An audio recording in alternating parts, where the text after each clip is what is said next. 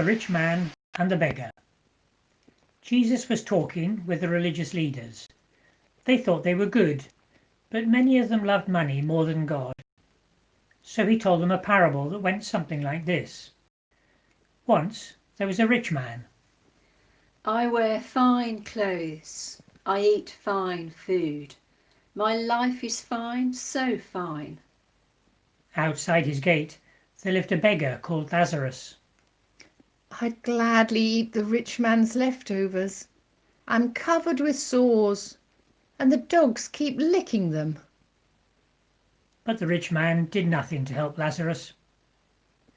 One day the beggar died, and the rich man died too. The angels carried the beggar to heaven, and there he sat at Abraham's side. But the rich man was sent to the place of the dead, and suffered in great torment. As if that wasn't punishment enough, the rich man was able to look up and watch Lazarus enjoying himself. So the rich man called out to Abraham, Help me. Send Lazarus with some water. It's really hot here. but Abraham shook his head. When you were living, your life was fine, remember?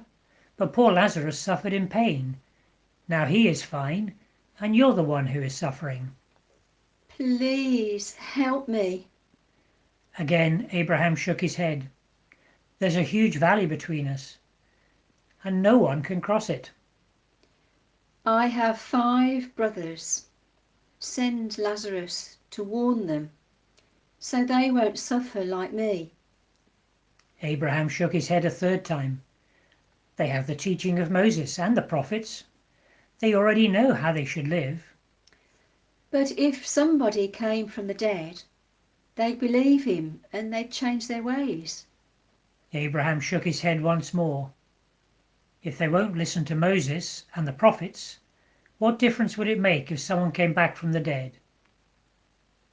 So the rich man stayed in the place of the dead, and Lazarus lived happily in Abraham's side forever.